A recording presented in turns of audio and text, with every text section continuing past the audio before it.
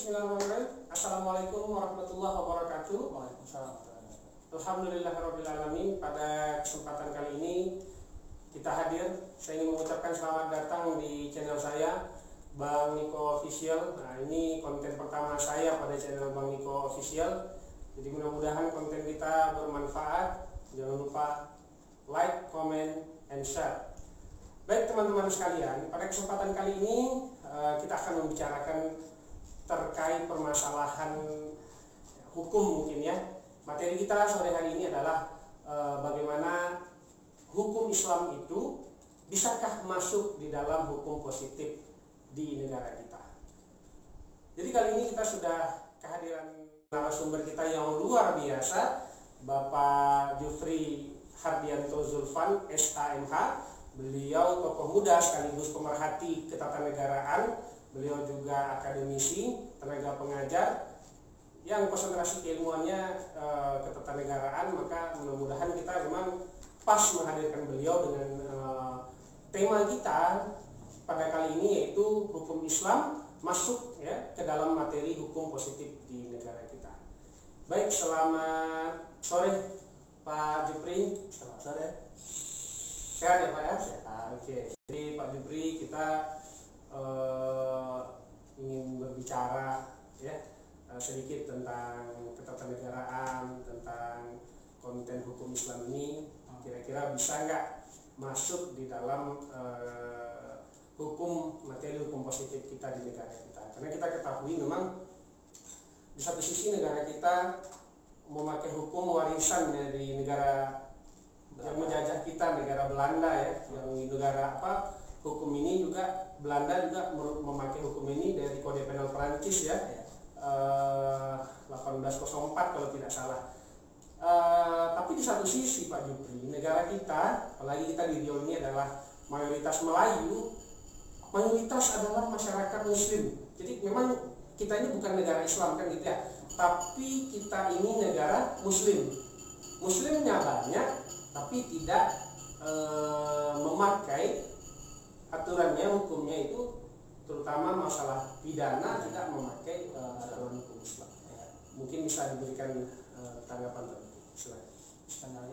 Assalamualaikum warahmatullahi wabarakatuh. Saya Muhammad. Yang saya hormati rekan saya Pak Bang Niko yang luar biasa ya. Hari ini materi kita hari ini terkait dengan bagaimana sih hukum Islam itu bisa tidak kira-kira masuk sebagai hukum materi hukum kita itu Pak ya. Nah, sebelum saya mengatakan bisa atau tidak bisanya, maka saya mengatakan dulu bahwa apa sih hukum itu? Ya, seperti itu dulu ya. Apa sih esensinya? Lalu bagaimana tujuan hukum itu apa? Kalau kita rumuskan dari berbagai kata para ahli hukum, dan itu ada 3 tujuan hukum akhir, yaitu ada keadilan hukum, kepastian hukum, lalu nanti bermuara kepada manfaatnya hukum itu apa. Nanti dari kita telah memahami ketiga aspek tadi, maka kita akan bisa mengarahkan kepada apakah bisa masuk Islam atau tidak masuk dalam di Indonesia ini. Yang pertama, kita mengarah kepada bagaimana pembuatan hukum tersebut. Kalau di negara kita negara nasionalis, bukan negara Islam, tapi kita negara mengakui Islam. Kita negara Pancasila, Ketuhanan Yang Maha Esa di pertamanya Pak ya. Jadi kita negara yang tidak memproseskan sebagai negara Islam, tapi kita mengakui adanya agama yang hidup di negara kita ini. Yang pertama itu adalah bahwa esensi tujuan awal dari adanya hukum itu mungkin jarang diketahui oleh orang lain adalah persamaan hak. Kita selama ini mengatakan hukum itu untuk mengatur lalu lintas, mengatur terkait dengan sengketa, pertanahan, izin dan sebagainya macam. Tapi kita lupa hukum itu adalah hak. Hak itu apa? Hak itu hak dasar yang ada pada diri kita. Di antaranya itu adalah hak agama. Maka ketika hukum itu mengatur hak, maka secara otomatis tidak mengarah kepada agama, tidak mengatur terkait dengan agama. Itu poin pertama sekali yang kita pahami, bahwa hukum itu rupanya tidak hanya mengatur, tetapi juga menjamin adanya hak untuk orang-orang yang mengaku berada dalam negara hukum kita, negara Indonesia. Lalu poin yang kedua itu adalah hukum itu juga untuk menjaga, di samping dia mengatur juga menjaga plus mensamaratakan. Jadi kita tidak bisa mengartikan hukum itu hanya fokus kepada menjaga mengatur hak saja, tapi juga menjaganya seperti apa. Contohnya seperti ini, saya sekarang sudah diberi hak oleh negara untuk beragama. Apakah saya akan dilepas seperti itu juga? Tidak, mesti dijaga keamanannya, dijaga kemurnian agamanya, dijaga bagaimana mereka berhubungan atas sama mereka seperti itu. Nah, yang terakhir sebagai jawaban dari yang pertama tadi, dari materi tadi adalah bahwa hukum Indonesia ini bisa dimasuki hukum-hukum Islam. Itu sudah ada. Yang pertama itu dulu undang-undang haji. Undang-undang haji ini kalau kita baca sejarah itu sudah mulai diidekan di zaman Belanda, tapi bukan masuk undang-undang. Lalu muncul lagi undang-undang terkait dengan wakaf, perbankan syariah dan sebagainya macamnya. Sudah ada undang-undangnya. Maka timbul pertanyaan, bukankah ini menimbulkan sebentuk tidak adil gitu ya? Yang lain kan tidak ada. Maka jawabannya itu tidak tepat. Kalau dikatakan hukum munculnya undang-undang Islam itu dikatakan tidak adil, bahkan menyampingkan orang-orang yang non-muslim atau yang tidak Islam, itu bukan pada tempatnya.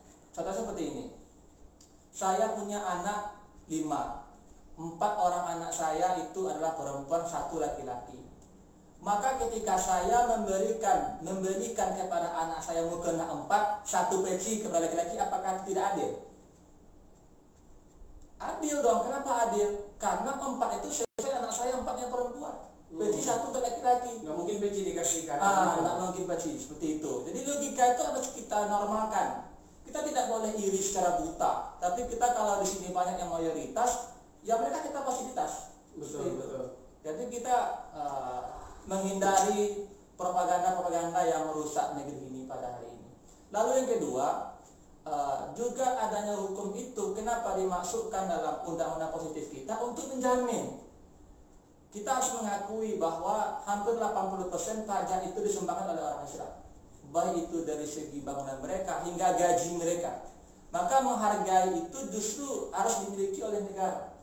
Maka kita tidak boleh lagi-lagi mengatakan kok banyak ya proyek-proyek itu untuk membangun masjid, untuk bangun sekolah Islam. Kita tidak boleh iri di situ. Karena memang kebutuhan untuk itu. Lagi-lagi saya katakan, ketika di Sumatera contohnya, di Riau lah khususnya, sekitar 1 juta, lebih dari setengah juta itu orang Muslim, 70% Muslim, lalu selebihnya itu orang non-Muslim. Maka saya bertanya, apakah sekolah itu sama banyaknya untuk antar agama? Tidak sama. Pasti lebih banyak sekolah yang berorientasi agama Islam. Kenapa? Karena sesuai dengan agama mereka. Betul. Jadi kita bertujuan kepada bagaimana manfaat hukum itu untuk siapa dan bagaimana penjagaannya seperti itu. Ya, kembali. Tapi mungkin begini, Pak Jufri, kita juga mungkin sebagian ya baru tahu setelah sampaikan Pak Jufri bahwa ternyata sudah ada pernah dulunya ada undang-undang yang disahkan, digolkan, pertama mengatur haji, terus tadi mengatur wakaf, zakat wakaf ya, dan lain sebagainya. Nah, tapi mungkin sebagian merasa belum, menurut saya ya, nanti kalau memang salah tolong diluruskan. Tapi mungkin seandainya kalau yang disahkan itu pidana Islam, mungkin masyarakat baru merasa bahwa undang-undang pidana, aturan hukum Islam terkait pidana, jarimah namanya atau jinayah, itu sudah terasa gitu. Kita kalau Aceh katanya udah ada konon Aceh ya, cuman mungkin batasannya sampai mana. Kira-kira bisa nggak ini digolkan nih? Kalau seandainya ini digolkan bisa, kira-kira apa plus minusnya yang akan terjadi? Ya, kira-kira hal yang tepat itu adalah pertama, sebelum kita membuat undang-undang, perhatikan dulu materinya itu apa. Sebelum itu lengkapi dulu bagaimana cara membuatnya. Di sini ada namanya naskah akademis. Naskah akademis itu merupakan naskah ilmiah yang setelah diteliti lebih dahulu oleh para pakar sesuai dengan bidangnya, lalu bermanfaat untuk masyarakat, serta naskah akademik ini diharapkan mampu menampung aspirasi masyarakat. Nah, seperti itu. Jadi setelah naskah akademis ini kita dibuat oleh para ahlinya dan dianggap sesuai untuk masyarakat dan dapat diterapkan, maka boleh diajukan menjadi undang-undang. Nah, sekarang pertanyaan itu ialah, bisakah hukum pidana Islam itu masuk hukum positif kita? Maka kita ajukan dulu ke naskah akademik. Jika hukum Islam itu untuk konteks kita saat hari ini membutuhkan ketegasan dalam hukum Islam, kejujuran, kepastian, maka tidak ada ruginya. Artinya kalau saya berpikir hari ini, kalau kita meneruskan konsep penjara, saya dulu pernah tinjau ke penjara juga, ada namanya residivis. Residivis itu orang yang keluar masuk penjara, tanda kutip tak ada efek jerah. Maka dalam kajian ilmu akademis, berarti di sini tidak bisa diterapkan lagi.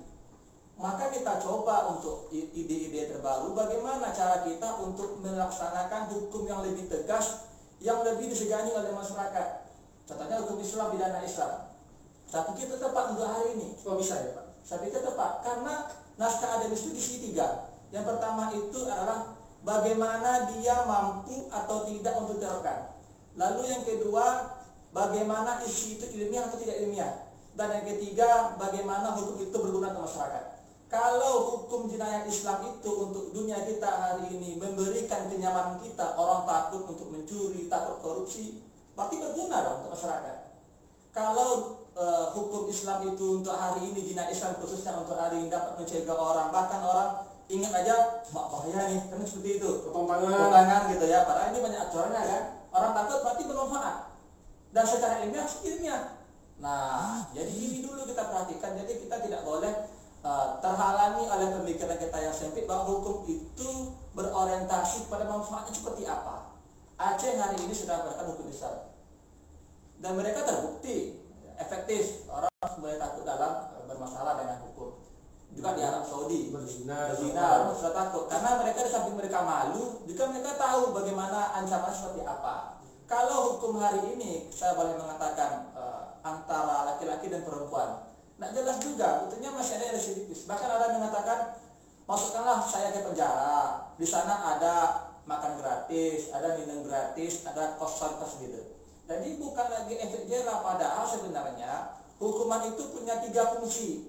Yang pertama itu adalah fungsi untuk mencegah perbuatan kriminal.